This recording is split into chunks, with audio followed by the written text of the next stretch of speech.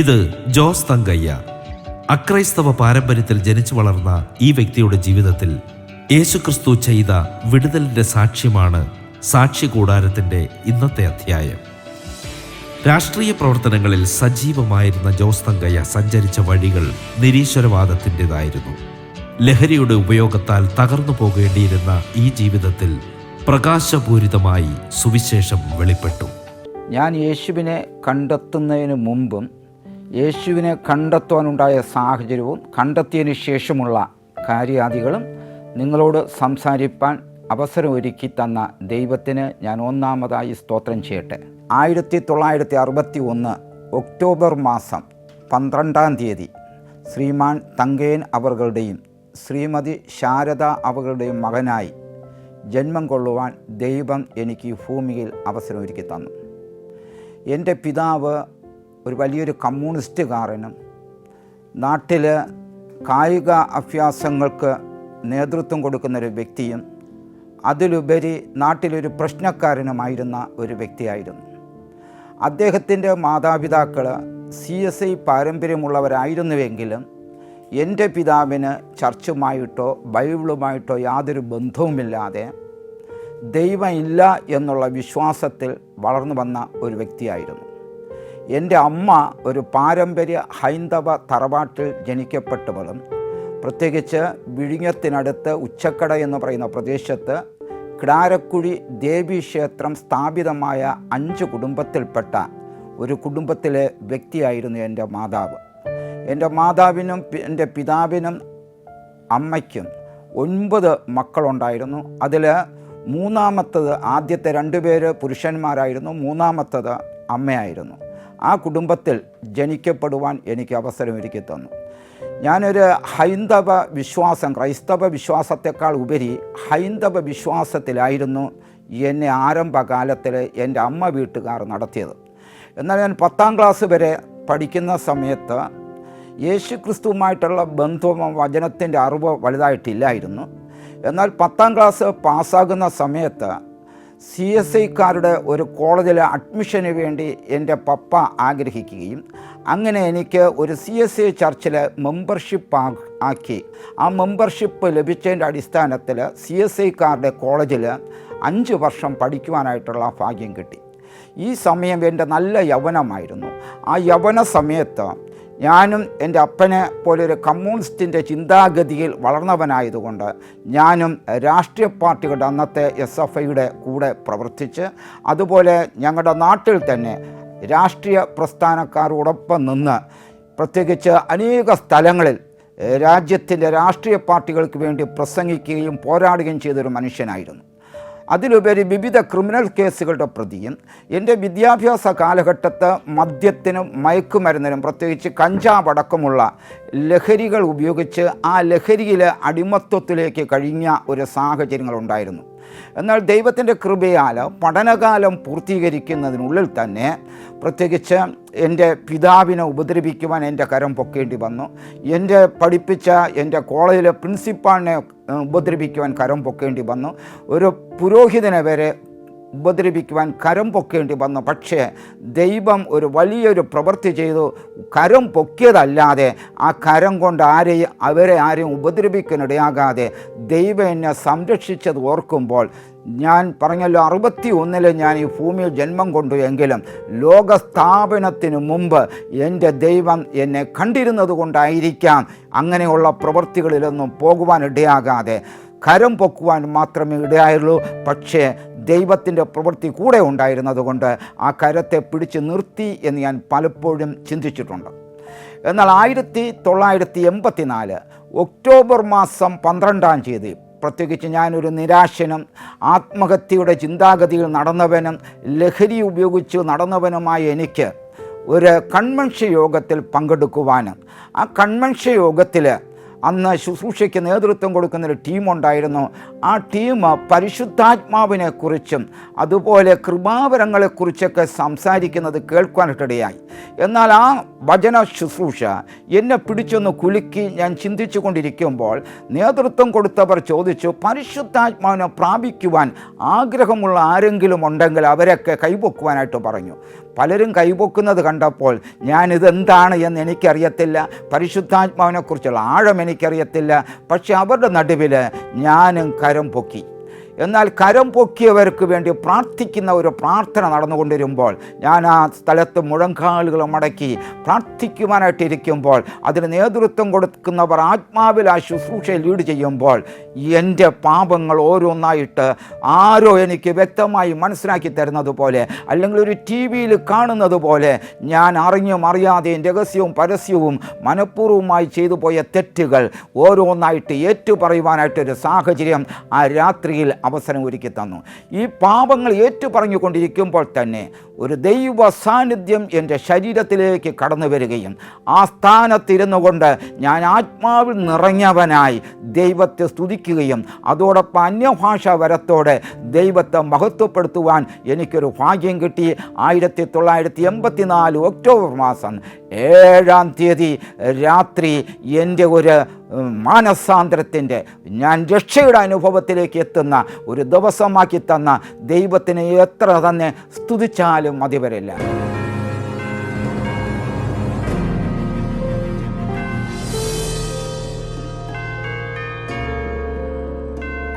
എന്നെ കേൾക്കുന്ന പ്രിയമുള്ളവരെ, എൻ്റെ ജനനത്തെക്കുറിച്ച് ഞാൻ പറഞ്ഞല്ലോ. എൻ്റെ ജനനം വളരെ ക്രിട്ടിക്കൽ മൂവ്മെൻറ്റുള്ളൊരു ജനനമായിരുന്നു. അന്ന് ഡോക്ടർ എൻ്റെ അപ്പനോട് ചോദിച്ചു, നിങ്ങളുടെ ഭാര്യ പ്രസവത്തിന് വേണ്ടുന്ന സമയമാണ്, പക്ഷേ 2-ൽ-1 വ്യക്തിക്ക് മാത്രമേ ജീവൻ കിട്ടത്തുള്ളൂ. ഒരു വ്യക്തി മരിക്കുവാൻ സാധ്യതയുണ്ട്. അമ്മയെ വേണമോ മകനെ വേണമോ എന്ന് എൻ്റെ അപ്പനോട് ചോദിച്ചപ്പോൾ, എൻ്റെ അറിവനുസരിച്ച് എൻ്റെ അപ്പൻ അവിടെ നിന്ന് കണ്ണുനീരോടെ കരഞ്ഞു എന്നും, ആരെ വേണമെന്ന് പറയാതെ ഒരു കൺഫ്യൂഷനോടുകൂടി നിന്ന് ആ മുഖം ആ ഡോക്ടർ കണ്ടിട്ട് അകത്തോട്ട് കടന്നുപോയെന്നും, എന്നാൽ ദൈവത്തിൻ്റെ കൃപയാൽ ഇന്നത്തെ കാലഘട്ടത്തിലുള്ള മെഡിക്കൽ സയൻസിൻ്റെ വികസനം വന്നില്ലായിരുന്നു. എന്നാൽ ഡെലിവറി നോർമൽ നടക്കാതെ, ഒരു സിസേറിയൻ വേണ്ടി വരാതെ കുഞ്ഞിനെ എടുക്കപ്പെട്ടു എന്നും, എൻ്റെ തലയുടെ ഭാഗത്ത് ആ പാടുകൾ ശൈശവ പ്രായത്തിൽ വളർന്നു വരുന്ന സമയത്ത് ഞാൻ കണ്ടിട്ടുണ്ട്. ഞാൻ ജനിച്ച് എത്രയോ ദിവസങ്ങൾ കഴിഞ്ഞപ്പോഴാണ് എൻ്റെ മാതാവിൻ്റെ കരങ്ങളിലേക്ക് എന്നെ ഡോക്ടർമാർ ഏൽപ്പിച്ചു എന്ന് പറയുന്നത് ഞാൻ കേട്ടിട്ടുണ്ട്.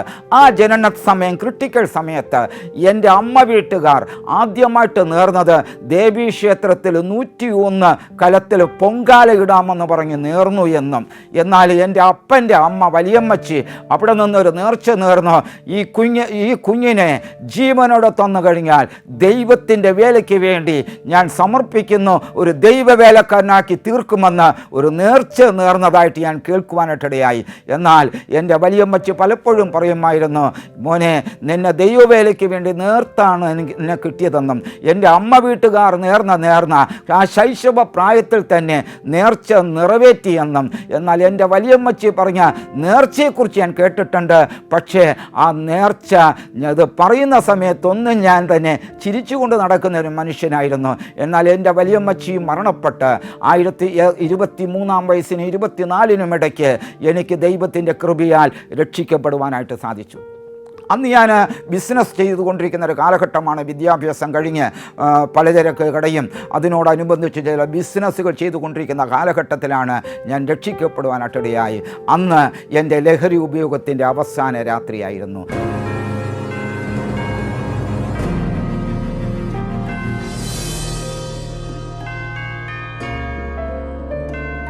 അന്നു മുതൽ എനിക്കൊരു പൂർണ്ണ സന്തോഷം. എന്നെ വേറെ ഒരു വ്യക്തി പിടിച്ച് നടത്തുന്നത് പോലെ പരിശുദ്ധാത്മാവിനെ പല റൂട്ടുകളിലും നടത്തുകയും, പല പ്രാർത്ഥനാ കൂട്ടായ്മകളിലൊക്കെ അവരുമായിട്ടുള്ള ബന്ധത്തിലൊക്കെ സഹകരിച്ച് സുവിശേഷ പ്രവർത്തനം ആരംഭിക്കുവാനായിട്ടിടയായി. തൊഴിലിനോടനുബന്ധിച്ച് തന്നെ ഞാൻ 2006 വരെ സുവിശേഷ പ്രവർത്തനം ചെയ്തു. അനേക സ്ഥലങ്ങളിൽ, പ്രത്യേകിച്ച് മർക്കസുൽ ബിഷാറ എന്ന് പറയുന്ന, മലപ്പുറത്തൊരു KK അലവി എന്ന് പറയുന്ന ദൈവദാസൻ നേതൃത്വം കൊടുക്കുന്ന ശുശ്രൂഷയുമായി ബന്ധപ്പെട്ട് മുസ്ലിങ്ങളുടെ ഇടയിൽ കേരളത്തിലെ എല്ലാ ജില്ലകളിലും മുസ്ലിങ്ങൾ തിങ്ങിപ്പാർക്കുന്ന സ്ഥലത്ത് ചെന്ന് അവരുടെ ഇടയിൽ സുവിശേഷം പറയുവാനും, ആ തെരുവുകളിൽ ചെന്ന് പ്രസംഗിക്കുവാനും, ജംഗ്ഷനുകളിൽ ചെന്ന് പ്രസംഗിക്കുവാനും ശുശ്രൂഷിക്കുവാനും എനിക്ക് ദൈവം മഹാഭാഗ്യം തന്നു. എന്നാൽ അതിനുശേഷം ബിസിനസ്സുമായിട്ടുള്ള മേഖലയിൽ പത്തനംതിട്ട സെറ്റിൽ ചെയ്യുകയും അവിടെ താമസിച്ചുകൊണ്ട് അന്ന് അവിടെ ശക്തമായിട്ട് ഉപയോഗിച്ചു കൊണ്ടിരിക്കുന്ന മർത്തോമയിൽ ജോൺസൺ അച്ഛൻ എന്ന് പറയുന്ന പറയുന്ന ഒരു ദൈവദാസൻ, അതുപോലെ തിരുവല്ലയിൽ KM വർഗീസ് എന്ന് പറയുന്ന ഒരു അച്ഛൻ, ഇവരോടൊക്കെ ചേർന്നുകൊണ്ട് ആത്മാവിൽ നിറങ്ങുള്ള ശുശ്രൂഷകൾ ചെയ്തു മുന്നേറുവാൻ ദൈവം ഭാഗ്യം ഒരുക്കി.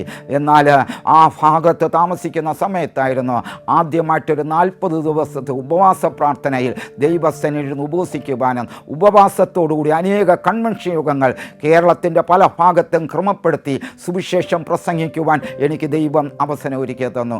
എൻ്റെ ആദ്യകാല ഓപ്പൺ കൺവെൻഷൻ യോഗങ്ങളിലൊക്കെ പ്രസംഗിക്കുന്നതിന് സബ്ജക്റ്റ് ആയിരുന്നത്, ഞാൻ ഹൈന്ദവ പശ്ചാത്തലത്തിൽ വളർന്നതുകൊണ്ട് യേശു ക്രിസ്തു അല്ലാതെ വേറൊരു ദൈവമില്ല എന്ന് പറഞ്ഞുകൊണ്ട് മറ്റുള്ളവരുടെ ദൈവങ്ങളെ പുച്ഛിച്ചും നിന്ദിച്ചും കളിയാക്കിയും പ്രസംഗിക്കുന്ന ഒരു അനുഭവം എനിക്കുണ്ടായിരുന്നു. പലപ്പോഴും പരിശുദ്ധാത്മാവ് എന്നോട് പറഞ്ഞിട്ടുണ്ടായിരുന്നു, അതെ, അങ്ങനെയുള്ള പ്രസംഗം വേണ്ട, നിന്നെ വീണ്ടെടുത്ത യേശു ക്രിസ്തുവിനെ കുറിച്ച് മാത്രം പ്രസംഗിക്കുവാൻ.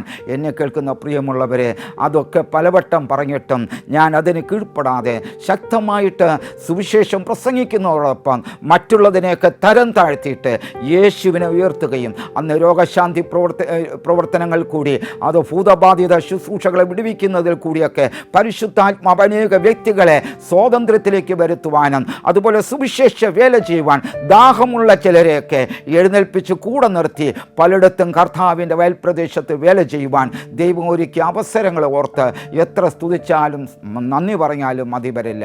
എന്നാൽ 1993 വർഷത്തിലേക്ക് എനിക്ക് എൻ്റെ ജീവിതത്തിൽ ജീവ പങ്കാളിയായിട്ട് എനിക്കൊരു ഭാര്യയെ ദൈവം തന്നു.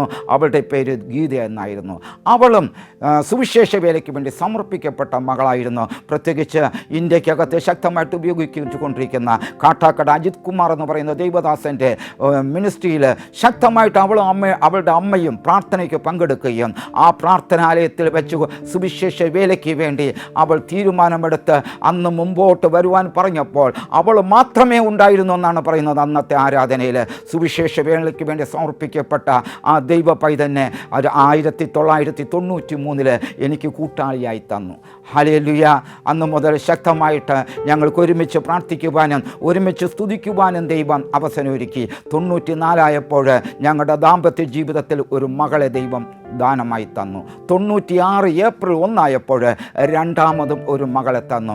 എന്നെ കേൾക്കുന്ന മക്കളെ, ഞങ്ങൾ കുടുംബമായി കുഞ്ഞുങ്ങൾ വളർന്നു വരുന്നതോടൊപ്പം തന്നെ കുഞ്ഞുങ്ങളുമായിട്ട് ഓടിച്ച് പല സ്ഥലങ്ങളിലും ചെന്ന് സുവിശേഷം പറയുവാനായിട്ട് ദൈവ അവസരം ഒരുക്കി തന്നു. 98 കാലഘട്ടം കഴിഞ്ഞപ്പോൾ പരിശുദ്ധാത്മാവ് ഒരു ദിവസം, അതെ, ഞാൻ വെള്ളത്തിൽ മുഴുകൽ സ്നാനപ്പെട്ട് കയറുന്നത് പരിശുദ്ധാത്മാവ് എനിക്ക് സ്വപ്നത്തിൽ കൂടി കാണിച്ചു തന്നു. അടുത്ത പ്രഭാതത്തിൽ ഞാൻ എൻ്റെ ഭാര്യയോട് ഷെയർ ചെയ്തു, എൻ്റെ ടീമിലെ സഹോദരങ്ങളോട് ഷെയർ ചെയ്തു. ദൈവത്തിൻ്റെ കൃപയാൽ ഹല്ലേലൂയ, ആ മാസത്തിൽ തന്നെ ഞങ്ങൾക്ക് തമിഴ്നാടിൻ്റെ ഭാഗത്ത് കടന്നു തന്ന് ഒരു അഭിഷിക്തനിൽ കൂടി ഒരു നദിയിലിറങ്ങി സ്നാനപ്പെട്ടുവാൻ ദൈവം കൃപയാൽ ദൈവം അവസരം ഒരുക്കി. ആ സമയം മുതൽ ഞങ്ങളെ ഏൽപ്പിച്ചിരിക്കുന്ന ശുശ്രൂഷയെ ദൈവം ശക്തമായിട്ട് മാറ്റങ്ങൾ വരുത്തുവാനായിട്ട് സാധിച്ചു.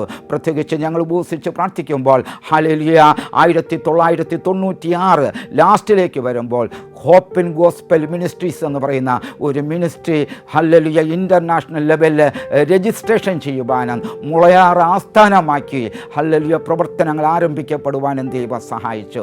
അന്നു മുതലുള്ള പ്രവർത്തനങ്ങളിൽ ദൈവം ശുശ്രൂഷകളെ വിശാലതയിലേക്ക് കൊണ്ടുവരുവാൻ വഴിയൊരുക്കുവാൻ കാരണം 96 ആയപ്പോൾ പരിശുദ്ധാത്മാവ് വ്യക്തമായിട്ട് സംസാരിച്ചു, നിൻ്റെ ബിസിനസ്സുകളെല്ലാം നിർത്തിയിട്ട് യേശുവിനെ ഉയർത്തുന്നവനായി സുവിശേഷ വേലയിൽ ശുഷ്കാന്തിയോടെ കർത്താവിന് വേണ്ടി നിൽക്കുവാനായിട്ട് ഒരു രാത്രി ഒരു മിനിസ്ട്രി ചെയ്തുകൊണ്ടിരിക്കുന്ന സമയത്ത് ദൈവമക്കളിൽ കൂടി കിട്ടിയ ആലോചന എന്നെ പിടിച്ച് കുലുക്കുകയും ആ രാത്രി ഞാൻ പൂർണ്ണമായും സമർപ്പിച്ച് എൻ്റെ ബിസിനസ് സ്റ്റോപ്പ് ചെയ്യുവാനായിട്ട് തീരുമാനിച്ചു. ആ മാസത്തിൽ തന്നെ പൂർണ്ണമായിട്ടും സ്റ്റോപ്പ് ചെയ്തിട്ട് ഹല്ലേലൂയ വിശ്വാസത്തിൻ്റെ ചുവടുകൾ ചവിട്ടി കർത്താവിൻ്റെ വേല ചെയ്യുവാനായിട്ട് തുടങ്ങി. എന്നെ കേൾക്കുന്ന ദൈവമക്കൾ, അന്ന് വരെ വിശപ്പ് എന്താണെന്നോ ഭക്ഷണത്തിൻ്റെ ബുദ്ധിമുട്ടോ സാമ്പത്തികത്തിൻ്റെ ബുദ്ധിമുട്ടോ എന്താണെന്ന് അറിയാതെ ഞാൻ ജനിച്ച നാൾ മുതൽ 96 വരെയും ബുദ്ധിമുട്ട് അനുഭവിക്കാതെ ജീവിക്കാനിടയായി. പക്ഷേ സുവിശേഷ പ്രവർത്തനം തുടങ്ങിയ സമയങ്ങളിൽ കഷ്ടത എന്താണെന്നും ദാരിദ്ര്യം എന്താണെന്നും ബുദ്ധിമുട്ടുണ്ടാണെന്നും നല്ല ആഹാരം ലഭിക്കാതെ ബുദ്ധിമുട്ട് അനുഭവിച്ച ദിവസങ്ങൾ ഞാൻ ഇന്നും ഓർക്കുന്നുണ്ട്. എൻ്റെ കുഞ്ഞുങ്ങളെ പഠിക്കാറായില്ല.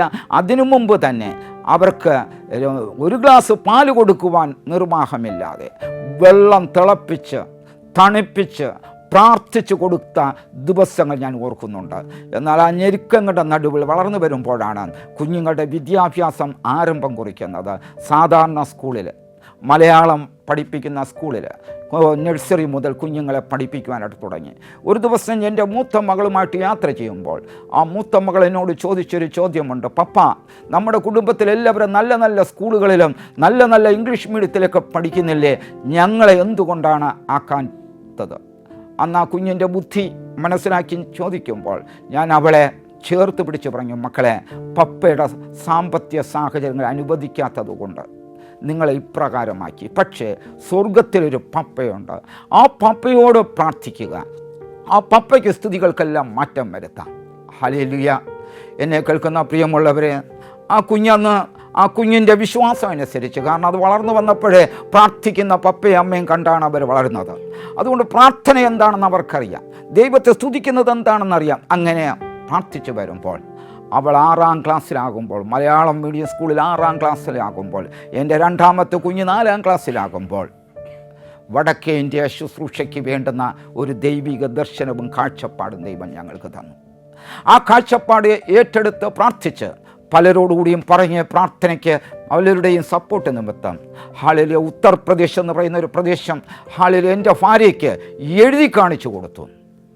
സന്തോഷത്തോടെ അന്ന് 6ാം ക്ലാസ്സിൽ പഠിക്കുന്ന മകൾ 4ാം ക്ലാസ്സിലേക്ക് പ്രവേശിച്ച രണ്ടാമത്തെ കുഞ്ഞുമായിട്ട് ഞങ്ങൾ 4 പേർക്ക് വടക്കേ ഇന്ത്യയിൽ ഉത്തർപ്രദേശ് എന്ന് പറയുന്ന സംസ്ഥാനത്തിൽ ചമ്പൽക്കാടിന് സമീപത്ത് ജലോൻ ജില്ലയിൽ ഉറ എന്ന് പറയുന്ന സ്ഥലത്ത് ചെന്ന് താമസം ആരംഭിച്ച് സുവിശേഷ പ്രവർത്തനം ആരംഭിക്കുവാൻ ദൈവം ഭാഗ്യമൊരുക്കി തന്നു. മലയാളം മീഡിയത്തിൽ പഠിച്ച കുഞ്ഞുങ്ങൾക്ക് അവിടെ മലയാളം മീഡിയം ഇല്ല. ആദ്യം അവർ UP ഗവൺമെൻറ്റിൻ്റെ സ്റ്റേറ്റ് സിലബസ് അനുസരിച്ച് അവിടുത്തെ ഇംഗ്ലീഷും ഹിന്ദിയുമായിട്ടുള്ള ഭാഷകളിൽ പഠിക്കുവാനായിട്ട് അവർക്ക് ദൈവം ഭാഗ്യമൊരുക്കി തന്നു. ആദ്യത്തെ 1 വർഷം കുഞ്ഞുങ്ങൾ വിദ്യാഭ്യാസത്തിൽ വളരെ ബുദ്ധിമുട്ട് അനുഭവിച്ച ഒരു കാലഘട്ടമായിരുന്നു. കാരണം അവർക്ക് ഇംഗ്ലീഷ് ലാംഗ്വേജ് അറിയത്തില്ല, ഹിന്ദി ലാംഗ്വേജ് അറിയത്തില്ല. എന്നാൽ ആദ്യത്തെ 1 വർഷം കൊണ്ട് അവർക്കും അവിടുത്തെ ആൾക്കാരിൽ ഒരുവരെ പോലെ പഠനത്തിൽ ലാംഗ്വേജ് പഠിച്ച് വളരുവാനായിട്ട് അവസരം ഒരുക്കി. എനിക്കോ എൻ്റെ ഭാര്യയ്ക്കോ ഹിന്ദി അറിയത്തില്ല, ഇംഗ്ലീഷും അറിയത്തില്ല, മലയാളം മാത്രമേ അറിയാത്തുള്ളൂ. പക്ഷേ കുഞ്ഞുങ്ങൾ പെട്ടെന്ന് ഹിന്ദി സംസാരിക്കുവാനായിട്ട് പരിശുദ്ധാത്മാവ് അവരെ ട്രെയിനിങ് ചെയ്തു. അന്ന് ഞങ്ങൾ ഓരോരോ ഗ്രാമങ്ങളിലും ചെന്ന് 1-2 പാട്ട് കുഞ്ഞുങ്ങളെ കൊണ്ട് പാടിപ്പിക്കുമ്പോൾ ഞങ്ങൾക്ക് സുവിശേഷം പ്രസംഗിക്കുവാൻ സൗഖ്യമാക്കുന്ന ഒരു യേശുവിനെ കുറിച്ചുള്ള സബ്ജക്റ്റായിരുന്നു ഞങ്ങളന്ന് പ്രസംഗിച്ചത് കൊണ്ടിരിക്കുന്നത്. ഇവിടെ ശക്തമായിട്ട് കൺവെൻഷൻ യോഗങ്ങളിൽ ഉപവാസ പ്രാർത്ഥനകളിലും ശുശ്രൂഷിച്ച ഞങ്ങളെ വടക്കേന്ത്യയുടെ ഭാഗത്ത് ചെന്ന് ഹല്ലേലൂയ ഒരു വിദ്യാസമ്പന്നൻ ഈ തറ പറ എന്ന് പഠിപ്പിക്കുന്നത് പോലെ സൗഖ്യമാക്കുന്ന ഒരു യേശുവിനെക്കുറിച്ച് ഗ്രാമങ്ങളിൽ ചെന്ന് പറയുവാനായിട്ട് ഇടയായി. വ്യക്തിപരമായി ജീവിതത്തിൽ അനുഭവിച്ചറിഞ്ഞ പരിശുദ്ധാത്മ നിറവിൻ്റെ അനന്തരഫലമായിരുന്നു സുവിശേഷ വയലിലേക്കുള്ള കാൽവയ്പ്.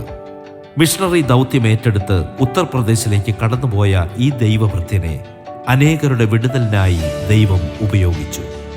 സൗഖ്യമാകുന്ന യേശുവിനെ കുറിച്ച് കേൾക്കുമ്പോൾ അവർ പ്രസംഗം കേൾക്കാനല്ല വരുന്നത്, കുഞ്ഞുങ്ങളുടെ പാട്ടുകൾ കേൾക്കുമ്പോൾ അത് കാണുവാനും കേൾക്കുവാനുമായിട്ട് തടിച്ചുകൂടുമ്പോൾ ആ കുഞ്ഞുങ്ങളുടെ പാട്ട് നിറഞ്ഞതിന് ശേഷം ഞാൻ സൗഖ്യമാകുന്ന യേശുവിനെ കുറിച്ച് മലയാളത്തിൽ പ്രസംഗിക്കാൻ തുടങ്ങുമ്പോൾ എൻ്റെ മൂത്ത മകൾ ജ്ഞാനം അവൾ ഹിന്ദിയിലേക്ക് ട്രാൻസ്ലേഷൻ ചെയ്യും. സൗഖ്യമാകുവാൻ മനസ്സുള്ളവർ രോഗികൾ മുമ്പോട്ട് വരുവാനായിട്ട് പറയും. ഞങ്ങൾ ലഘുവായിട്ട് കേരളത്തിലെ പോലെ പ്രസംഗിക്കുമ്പോഴുള്ള ആവേശമൊന്നുമില്ലാതെ ഒരു സൺഡേ സ്കൂൾ അധ്യാപകൻ കുട്ടികളെ പഠിപ്പിക്കുന്നത് പോലെ ലഘുവായ രീതിയിൽ അവർക്ക് വേണ്ടി പ്രാർത്ഥിച്ചെന്ന് വിടും.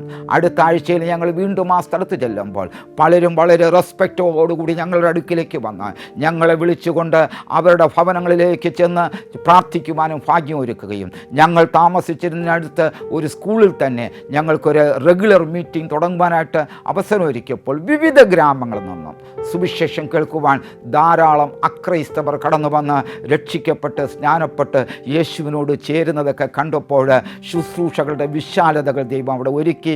ഇത്തിരി ചർച്ചസുകൾ ആ സ്ഥാനങ്ങളിൽ പ്ലാൻ ചെയ്യുവാനും വിശ്വസ്തരായ ദൈവവേലക്കാരെ ഏൽപ്പിക്കുവാനും അവർ കൂടി ഇന്ന് ശുശ്രൂഷകൾ വളർന്നു വരുമ്പോൾ ഇടയ്ക്കിടയ്ക്കൊക്കെ ഞങ്ങൾ വിസിറ്റിങ്ങിന് പോകുമ്പോൾ കാണുവാനായിട്ട് ഇടയായിട്ടുണ്ട്.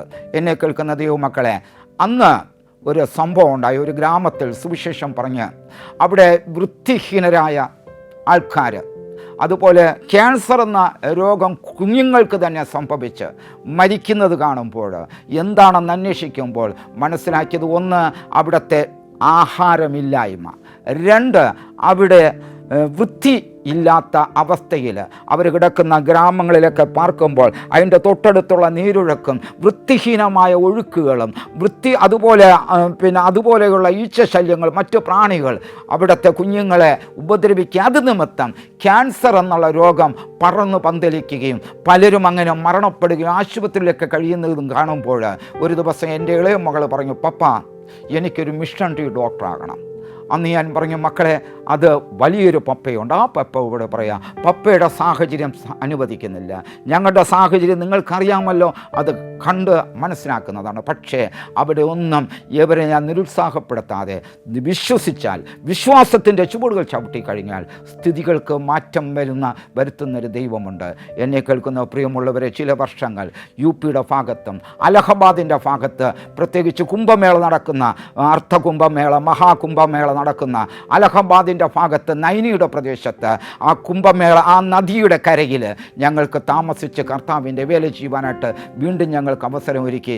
അന്ന് ആ തണുത്ത സമയങ്ങളിൽ ആ നദികൾക്ക് സ്നാന ശുശ്രൂഷ നടക്കുമ്പോൾ അനേക വ്യക്തികൾ വന്ന് സ്നാനപ്പെടും. അതേ സമയത്ത് തന്നെ മരിച്ച ആൾക്കാരുടെ മൃതദേഹങ്ങൾ കൊണ്ടുവന്ന് പകുതി വേവിച്ചും വേവിക്കാതെയും ആ വെള്ളത്തിലേക്ക് വലിച്ചെറിയുന്ന കാഴ്ചകൾ ഞങ്ങൾ കാണുന്നത്, ഞങ്ങളുടെ ദിനം പ്രതിയുള്ള കാഴ്ചകൾ അങ്ങനെ കാണുന്ന ഒരു അനുഭവങ്ങൾ ഞങ്ങൾക്കുണ്ടായിട്ടുണ്ട്. പക്ഷേ ആ നദിയിലൊക്കെ അനേകരെ രക്ഷയുടെ മാർഗത്തിലേക്ക് നയിച്ച് യേശുവിനോട് ചേർക്കുവാനായിട്ടൊക്കെ സാധിച്ചത് ഓർക്കുമ്പോൾ ദൈവം നടത്തിയ വിധങ്ങൾ. ഹല്ലേലൂയ. രക്ഷിക്കപ്പെടുന്നതിന് മുമ്പ് ഞാനാണെങ്കിൽ എപ്രകാരമായിരുന്നു എന്ന് പറഞ്ഞു, ലഹരിക്കടിമയായും കായിക അഭ്യാസത്തിന് നേതൃത്വം കൊടുക്കുകയും അതുപോലെ അനേകരെ മാരകമായി ഉപദ്രവിക്കുകയും അനേകരിൽ നിന്ന് ഉപദ്രവം എൻ്റെ ശരീരത്തിൽ അനുഭവിക്കുവാനായിട്ട് ഇടയായെങ്കിൽ 84 ഒക്ടോബർ മാസം 7-ാം തീയതി രാത്രി ദൈവം റൂട്ട് തിരിച്ചതിന് ശേഷം അങ്ങനെ ഒരു പ്രവൃത്തിയിലേക്ക് പോകാതെ ദൈവത്തിൻ്റെ കൃപയാൽ ഇന്ന് നിൽക്കുവാനായിട്ടിടയായി. ഹല്ലേലൂയ. അങ്ങനെ നീണ്ട വർഷങ്ങൾ കർത്താവിൻ്റെ വേല ചെയ്ത് 98 ഞങ്ങൾക്കൊരു പവർ മിനിസ്ട്രി ട്രെയിനിങ് ആരംഭം കുറിക്കുവാനായിട്ട് തുടങ്ങി. കാരണം ലൂക്കോസ് എഴുതിയ സുവിശേഷം 10-ാം അധ്യായം പരിശുദ്ധാത്മാവ് പിടിച്ച് എന്നെ ഒന്ന് കുലുക്കിയ ഒരു സമയമുണ്ടായിരുന്നു. അതിങ്ങനെയാണ്, യേശു കർത്താവ് വേറെ 70 ശിഷ്യന്മാരെ തിരഞ്ഞെടുത്തതിന് ശേഷം ഈ രണ്ടുപേരെ ആയിട്ട് ഗ്രാമങ്ങളിലേക്ക് അയക്കുമ്പോൾ യേശു കർത്താവ് അവർക്കൊരു ദൗത്യം കൊടുത്തു. കൊയ്ത്ത് വളരെയുണ്ട് സത്യം, വേലക്കാരെ ചുരുക്കം. ആകിയാൽ കൊയ്ത്തിൻ്റെ യജമാനോട് വേലക്കാരെ അയക്കേണ്ടതിന് വേണ്ടി അപേക്ഷിപ്പിനെന്ന് അരുളി ചെയ്ത ആ ദൈവത്തിൻ്റെ വചനം എന്നെ പിടിച്ചു കുലുക്കി. ഹല്ലേലൂയ. കൊയ്ത്ത് വളരെ ഉണ്ട്. അപ്പോൾ ആ നാളുകൾ, അതിനു മുമ്പുള്ള കാലഘട്ടത്തിൽ എന്നെ ഏൽപ്പിച്ചിരിക്കുന്ന ശുശ്രൂഷയിൽ ഞാൻ ഏറ്റവും മനസ്സിലാക്കിയിരിക്കുന്ന ഒരു കാര്യം, ചില രോഗികൾ സൗഖ്യമായെന്ന് പറയുമ്പോൾ എനിക്ക് മഹാസന്തോഷമാണ്. ചില ശരീരങ്ങളിൽ നിന്ന് പൈശാചിക ബന്ധനങ്ങൾ വിട്ടുമാറിപ്പോകുന്നത് കാണുമ്പോൾ, അവരുടെ സാക്ഷ്യങ്ങൾ കേൾക്കുമ്പോൾ സന്തോഷമാണ്. പക്ഷേ ചില നാളുകൾ കഴിയുമ്പോൾ അവരിൽ പലരെയും കാണുമ്പോൾ അവർ വിശ്വാസത്തിൽ നിന്നും തണുത്ത്, അവർക്ക് ആവശ്യം അവരുടെ രോഗസൗഖ്യമായിരുന്നു, അവരുടെ ബന്ധനത്തിൽ നിന്ന് വിടുതലായിരുന്നു. പക്ഷേ അത് വിടുവിച്ച യേശുവിനെ ഉയർത്തുക എന്നുള്ളത് ആരും മനസ്സിലാക്കുകയോ അതിലേക്ക് പ്രഥമസ്ഥാനം കൊടുക്കാതെ ഈ ലോകത്തിന് അനുവുമായി തീരുന്ന അവസ്ഥ കണ്ടപ്പോൾ, കൊയ്ത്ത് വളരെയുണ്ട് സത്യം, വേലക്കാരോ ചുരുക്കം എന്നുള്ള ദൈവശബ്ദം എന്നെ പിടിച്ചു കുലുക്കുകയും അങ്ങനെ ആരംഭത്തിൽ തിരുവനന്തപുരത്ത് ഹാളിൽ LMS കാമ്പൗണ്ടിനകത്ത് ഒന്നാമത് ഞങ്ങൾക്കൊരു പവർ മിനിസ്ട്രി ട്രെയിനിങ് നടത്തുവാനായിട്ടിടയായി. ദൈവകൃപയാൽ അതിനുശേഷം 69 ട്രെയിനിങ്ങുകൾ നടത്തപ്പെടുവാൻ ദൈവം സഹായിച്ചു. കഴിഞ്ഞ മാസത്ത് പാലക്കാട് എന്ന് പറയുന്ന പ്രദേശത്ത് ചർച്ച് ഓഫ് ഗോഡിൻ്റെ നേതൃത്വത്തിൽ നടന്ന ട്രെയിനിങ്ങിൽ ചില വ്യക്തികളെ ദൈവകൃപയിൽ ദൈവം വളർത്തിയെടുക്കുന്നത് കാണുവാനായിട്ടിടയായി. ഈ ദിവസങ്ങളിൽ ദൈവം ശക്തമായിട്ട് ഞങ്ങളെ ഉപയോഗിക്കുന്നു. ഞാൻ ഒന്ന് പറയട്ടെ, എന്നെ കേൾക്കുന്ന ദൈവമക്കളെ, ഒരുവൻ ക്രിസ്തുവിലായാൽ അവൻ പുതിയ സൃഷ്ടിയാകുന്നു. ആ ക്രിസ്തുവിലാകുമ്പോൾ, ആ പുതിയ സൃഷ്ടിയിലേക്ക് വരുമ്പോൾ അവനെ അവൻ്റെ തലമുറയെ അനുഗ്രഹിക്കുന്ന ഒരു ദൈവമുണ്ട്. ഇന്ന് ഞാൻ പറയട്ടെ, എൻ്റെ കുഞ്ഞുങ്ങളെ ആത്മീയമായിട്ട് ദൈവം വളർത്തി. മൂത്ത മകൾ ഇന്നൊരു അഡ്വക്കേറ്റായി മാറുകയും അതുപോലെ IOB ബാങ്കിൽ അനേകരെ തൊഴിൽ പരിശീലനം കൊടുക്കുന്ന ഒരു കർത്തവ്യത്തിലേക്ക് അവളെ ആക്കുകയും ചെയ്തു. രണ്ടാമത്തെ മകൾ അന്ന് തീരുമാനമെടുത്തു. അവളെ ഒരു വിദേശത്ത് ചെന്ന് പഠിച്ചു, ഒരു മെഡിക്കൽ ഡോക്ടറായി ഇന്ന് പത്തനംതിട്ടയുടെ ഭാഗത്ത് ഒരു മെഡിക്കൽ കോളേജിൽ ഡോക്ടറായി സേവനമനുഷ്ഠിക്കുകയും കർത്താവിൻ്റെ വയൽ പ്രദേശത്ത് വേലയിൽ അയക്കുകയും ചെയ്യുന്നത് കാണുമ്പോൾ ഞങ്ങൾക്ക് വളരെ സന്തോഷമുണ്ട്. ഞാൻ പറയട്ടെ, പറയട്ടെ, വിളിക്കപ്പെട്ടവർ അനേകർ, തിരഞ്ഞെടുക്കപ്പെട്ടവരെ ചുരുക്കം. ആ തിരഞ്ഞെടുപ്പിൻ്റെ അനുഭവം മനസ്സിലാക്കിക്കൊണ്ട് ദൈവത്തിൻ്റെ കൃപയിൽ നിൽക്കുവാനായിട്ടിടയാകുന്നു. നിങ്ങളിൽ ആരെങ്കിലും ഏതെങ്കിലും വിഷയത്തിൽ ബുദ്ധിമുട്ടുണ്ടെങ്കിൽ ഞാൻ പറയട്ടെ, ആ ബുദ്ധിമുട്ടുകളെ വലുതായി കാണാതെ യേശു ഈ ഒരു പ്രാർത്ഥനാ വിഷയം നമുക്ക് തന്നിട്ടുണ്ട്. കൊയ്ത്ത് വളരെയുണ്ട്, വേലക്കാരോ ചുരുക്കം. അതെ, ആകയാൽ കൊയ്ത്തിൻ്റെ യജമാനോട് വേലക്കാരെ അയക്കേണ്ടതിന് അപേക്ഷിക്കണമെന്നുള്ള ശബ്ദം എല്ലാവരെയും മാടി വിളിക്കുകയാണ്. യേശുവിന് വേണ്ടി ഈ ലോകത്തിലെ മറ്റ് ഏത് പ്രവൃത്തിയേക്കാൾ വലുതാണ് സ്വർഗരാജ്യത്തിന് വേണ്ടി പ്രവർത്തിപ്പാൻ ദൈവം നമ്മെ തിരഞ്ഞെടുത്തിരിക്കുന്നത്. അതാണ് ഒരിക്കൽ യേശു പറഞ്ഞത്, ഞാൻ നിങ്ങളെ തിരഞ്ഞെടുത്തു. നിങ്ങളല്ല എന്നെ തിരഞ്ഞെടുത്തത്, ഞാൻ നിങ്ങളെ തിരഞ്ഞെടുത്തു. എപ്പോഴൊന്ന് ഞാൻ വചനം പഠിക്കുമ്പോൾ ലോകസ്ഥാപനത്തിനു മുമ്പേ അനേകരെ ദൈവം തിരഞ്ഞെടുത്തു കഴിഞ്ഞു.